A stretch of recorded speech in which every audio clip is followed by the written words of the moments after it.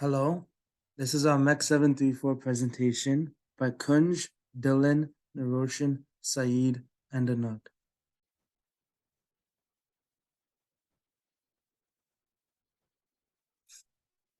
All right, so for the final project, we chose to analyze a toy monster truck from Dollarama. To analyze the toy truck, we will be using DFMA, locus method, and failure mode effect analysis. The methods will help create new iterations and models of the toy truck that will allow for a better assembly time, cheaper manufacturing cost, and will able to reduce any possible failures in the future. The initial design of the car was good, as it was child-friendly and enjoyable. The first step of assessing this car was finding the functional requirements that are meant to be kept throughout the development of the new designs of the toy monster truck. After the functional requirements, a product decomposition and a product disassembly sheet were to be completed. The product decomposition sheet was made to track down the number of parts and their names while noting their materials and manufacturing processes. The product disassembly sheet explains how the product was disassembled step by step. The sheet helps identify any assembly processes in the DFA while allowing us to make notes for improvements of product assembly when it comes to disassembly. Both these sheets allowed for us to analyze the initial design of parts and assembly processes, which further helps us in the redesign phase. In the redesign phase, we have four main methods: DFMA, DFA, Lucas method, and FMEA. In DFA, we reduced our number of parts in each redesign. With reducing the number of parts, naturally the assembly time decreased as well. The main contributors to the reduction was eliminating screws and replacing it with fastening process and removing housings and links.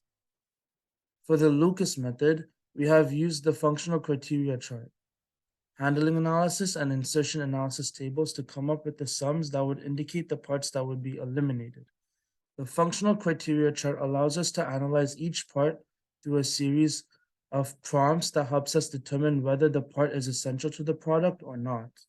The handling analysis aids in providing numerical values to describe which part is easy to handle, and these factors can be weight of the part, its orientation, and the makeup of the part.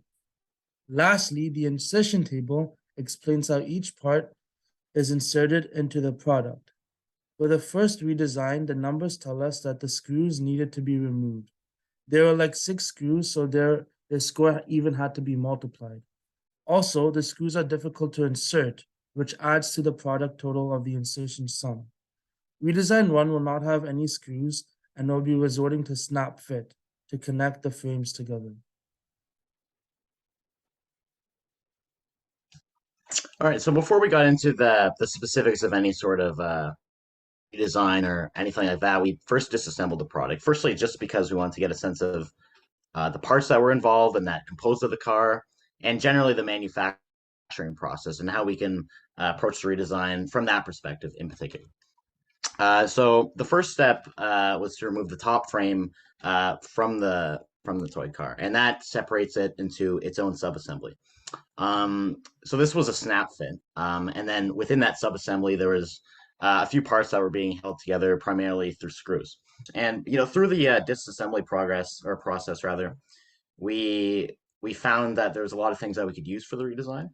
Primarily that there were a lot of screws that were unnecessary, mainly because a lot of the plastic parts were really not necessary. A lot of them were not necessary for the functional requirements, or they could just be combined into one part rather than two parts. So that was an important thing to note. Once we unscrewed multiple parts from the car, we got into the complex components, which was the gear system that was in each different wheels, and that was primarily responsible for storing the kinetic energy in the rotary spring.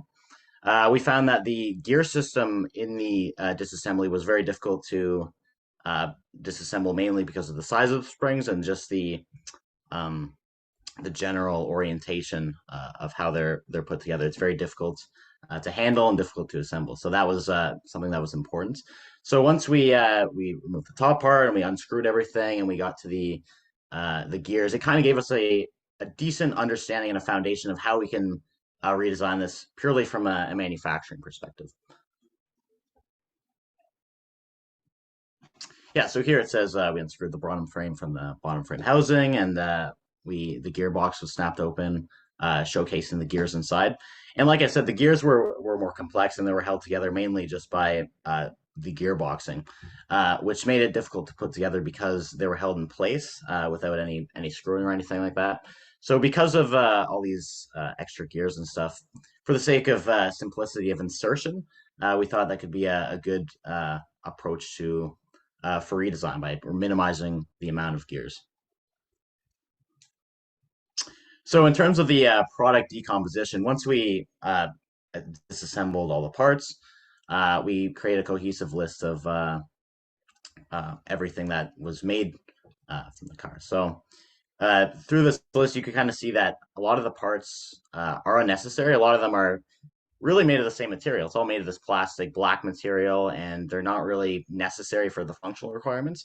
So to incorporate that information into our redesigns, basically we just utilize a lot of that, and we could use that to minimize the parts by combining them or just getting rid of them entirely. And that, as a consequence, because a lot of it was attached by screwing, that could also just get rid of the screws in general. So in addition to like the gears, there was quite a few gears as well, so that could also be reduced, and it wouldn't compromise the functional requirements of the toy. So moving on to the functional requirement of the product, the functional requirements of this product are pretty basic and straightforward. As you can see, one of them is the product must be able to move using the wheels. The product must be able to change the top frame. And lastly, the product must be able to retract the wheels when pulled backwards. Moving on to the product characteristics, these are the ones listed here, which are the car has to be lightweight, the toy car must be durable, it must be portable, must be one-hand friendly, must be assembled, disassembled easily and effortlessly, and the toy car must be safe. These were developed because, as you could tell, it's a toy car, which is going to be the user age group is going to be from 4 years old to like 14 years old. So you want to make them as safe, lightweight, and durable as possible, as the kid will be moving around with the toy. It has to be safe, most importantly. And so, yeah, these were created because of that.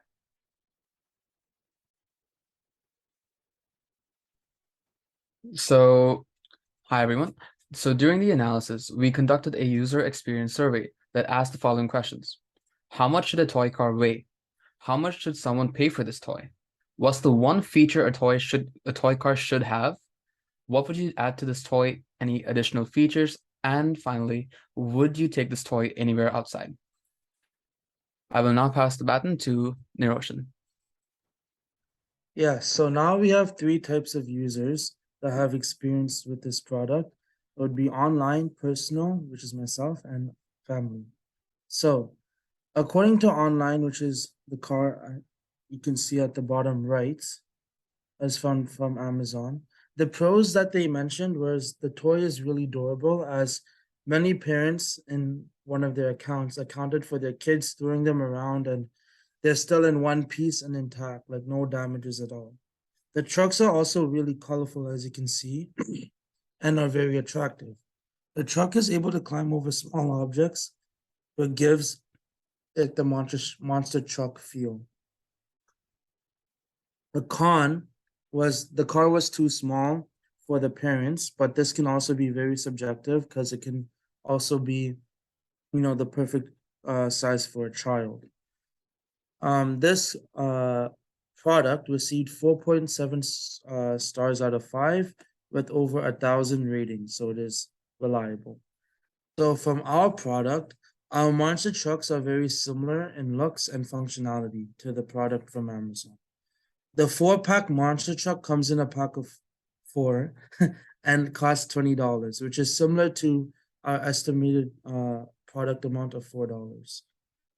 This car was not a pullback car, though. It was a push forward car, which leads to less distance covered by the car but if you think about it, it's probably more intuitive for a child. So, for my personal use, I believe that the truck our product catches your eye as it has bright yellow, white, and black designs on the frame. It also has a pullback mechanism that allows the car to go longer distances. The only issue that we had was during the disassemble process of the car. In particular, the gears required tremendous amounts of dexterity to put them back together. But for the overall use of the car, the monster truck complied with all the functional requirements of a typical toy monster truck. And for my family, my baby cousin, who is 3, tested the product. He really enjoyed the long distance traveled by the car. He really enjoyed the pullback mechanism, but also it took me some time to show him how the pullback mechanism works. And he would also want some more customizable options, for example, the rims or the frame for the car as well. Thank you, Niroshan. Now, continuing onwards, here are 6 survey results that indicate a common pattern within users. This will be discussed in a second. From the surveys that we conducted, we were able to identify a pattern that we talked about a few slides ago. Firstly, the average weight that most users agreed that the car should weigh was found to be 200 grams, or 199 grams to be exact. Users also expected to pay around $12.30 to purchase a car from the original design's quality. We also found that the more critical questions, such as features that stand out the most, awarded a larger variety of answers. But the most common answer that was the speed and the maneuverability of the car. However, anything made can be improved, and this is shown in our survey. Users were asked if any extra features could be added, and a large number of users voted for better suspension and aesthetics, such as decals. Lastly, surprisingly, half of our users did not want to take the car outside the house, while the other half wanted to. So we can't really conclude anything from this question other than the fact that this car is both an indoor and an outdoor toy car. From the aforementioned points taken from the survey, this was used to give consideration to our redesign. I will now pass the mic to Kunj. So talking about the insertion sum and the Lucas method, this table showcases the part that passes the threshold number of 2.5 number for each part. So there are essentially 24 parts on the table that either need to be eliminated or redesigned in some way possible. So for example, some of the high numbers, such as the screws, the pinion gear, are fairly high, as because screws, there were 11 screws in the product. And even with the gears, if you look at our decomposition, there are 2 components for each gears, the L-shaped links, the suspension shaft, and the straight links, alongside with axle gear, large gear, pinion gear, and torch gear, and double gear. So that's why the numbers were super high for these, but that's just a consideration for the redesign 1 and the final redesign that we will look at. So how these numbers were calculated were based on 6 criteria. So 6 letters, A, B, C, D, E. A, which had 2 parts, which was part placing process and part fastening process. The B part was the process direction. The C was either single, multiple, or simultaneous process. D was either restricted access and revision, and E was the component which was difficult to assign during assembly. And lastly, F was there resistance to the insertion of the part. And adding the A, B, C, D, E, F all together gives you a sum that's shown on the table here. So for example, for screws, you have A, B, C, D, E, F, the number times 11, because there were 11 parts of the product. So that's how these numbers were created. And this is definitely a key point to for redesign, and for both the redesign 1 and 2. Now moving on, handling sums will be talked about by Saeed. So the next portion of our presentation is the handling sum. As Kunj explained, it follows a procedure using the handling analysis, chart. For the handling, we had 4 parts, A, B, C, and D. A referring to the size, B referring to the handling analysis, C and D both considering the orientation of the part. So after completing this analysis, we found that most of the individual parts had a handling sum higher than 1.5, which is what the targeted goal is supposed to be, indicating a poor design for handling. Looking at the first slide, we can see that the screws and the suspension assembly, which consists of the springs, the suspension shaft, the L-shaped links, and the straight links, they receive the highest handling scores, mainly because they're very small sizes, kind of hard to grab, and because they had the most part counts, they had pretty unnecessary amounts of the links and a large amount of screws as well. Looking at the second slide, we can see that the parts that contribute to high scores are the gearbox assembly and the rotor spring, which is part of the assembly, and some of the wheels and axle. And for the similar reasons, the gears are very small and very tough to grab, and the rotor spring consisted of a material that could tangle easily.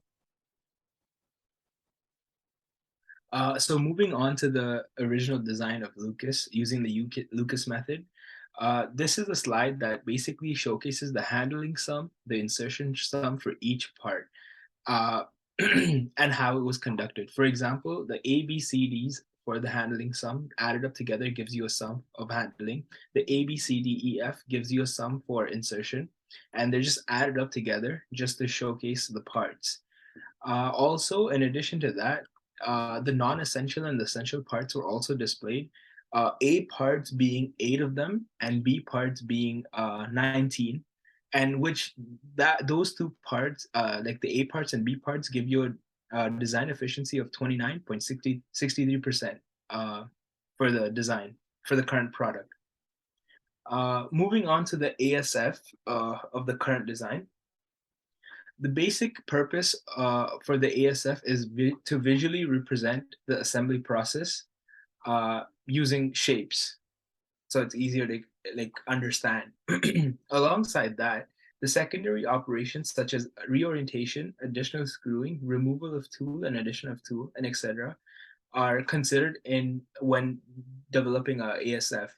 So for example, if you look at the sub-assembly for the middle frame, seats, and the frame wheel, it has the insertion sum, the addition of the tool, the reorientation sum, plus the insertion sum for the seats, and then the additional screwing, the removal tool, and then in addition to that, the insertion sum for the frame wheel, the addition tool, the screwing, and the removal tool, which the total subassembly comes out to be 31.1.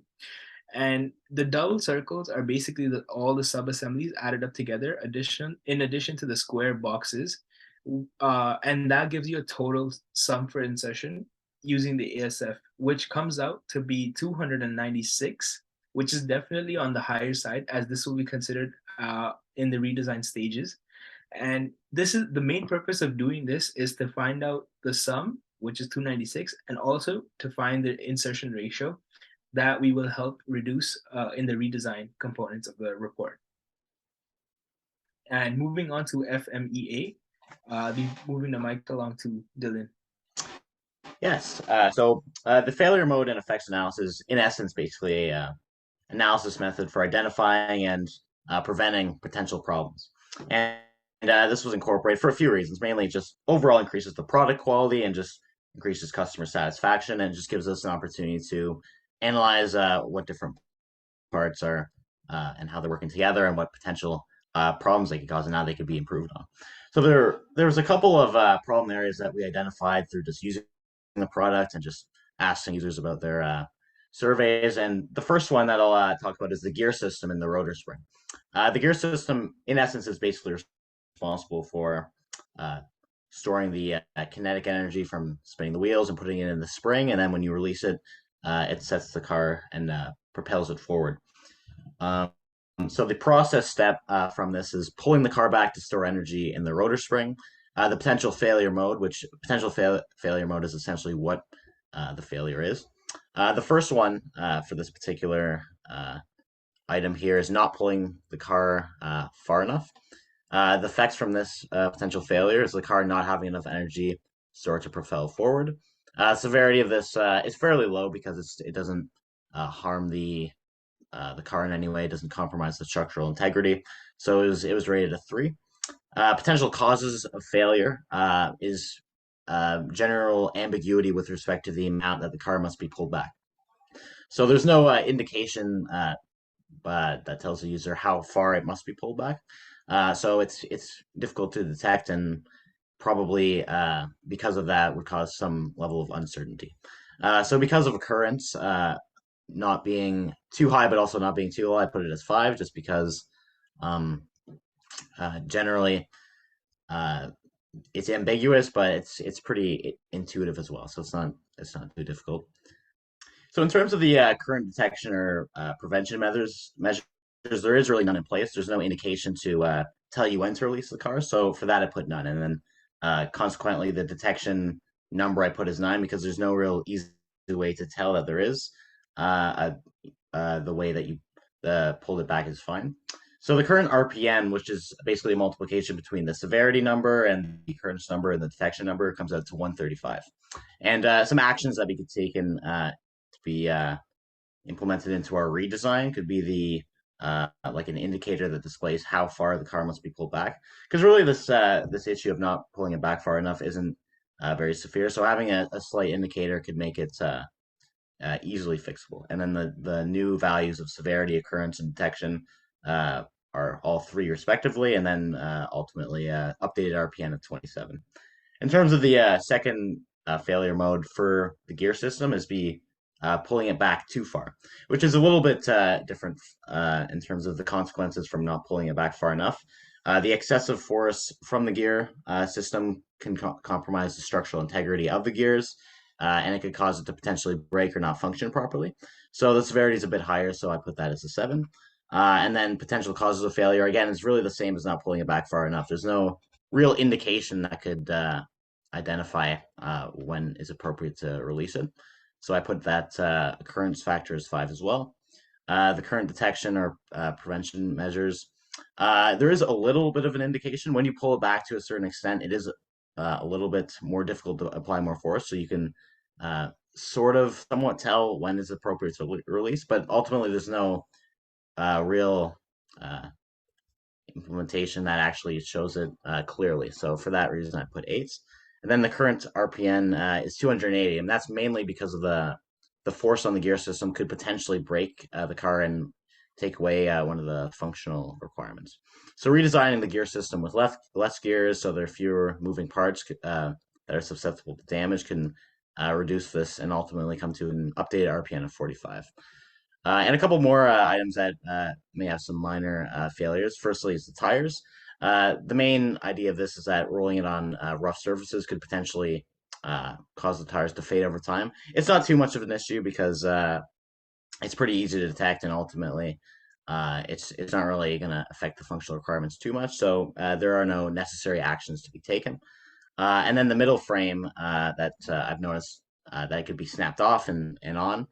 I found it to be very there's a lot of force that is required to pull it apart, and it's not very sturdy to justify that amount of force. So it could potentially cause a fracture in the plastic and cause it to break the car. So for that reason, I put fairly high severity value of it breaking the car.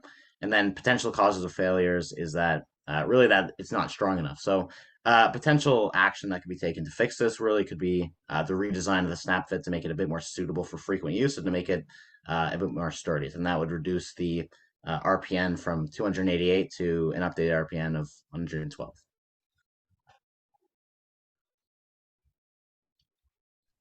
Next thing that we're talking about is the redesign, the first redesign specifically, and that one is based on the DFA DFM of the current design as well as the Lucas assessment. And based on those considerations, we decided that the first things that we need to remove are the screws mainly. There's a lot of screws that hold up the frames. So the top frame screws, the frame wheel screws, and as well as removing one set of the gearbox, specifically the front gearbox. Doing that, we can also make the top frame a snap fit when we remove the screws, and the wheel frame as well as a snap fit. And then for the final design, we include most of the snap fit designs that we had from the first redesign, as well as some accessory changes that kind of target the attractiveness of the car. So first off, we want to combine the wheel and rim into one material, preferably like a rubber, and that will eliminate the gluing portion of the tire. And next thing we wanted to do is remove the gearbox middle piece so that the assembly of the gearbox is simpler, since there's a snap fit, but it has to align with some orientations that causes a lot of handling and insertion scores. Also, we want to reduce the gears to only 2 gears, a large gear and a pinion gear. That'll make the gear assembly simpler and reduce the number of parts. Next thing is to make the car more attractive for the user. We wanted to implement the doors and trunks to be able to open, and as well as changing the top frame to allow the user to get a collectible. So we can swap out the top frames and have different designs for the top frames. And when we look at the original design, we calculated a design efficiency of roughly 30%.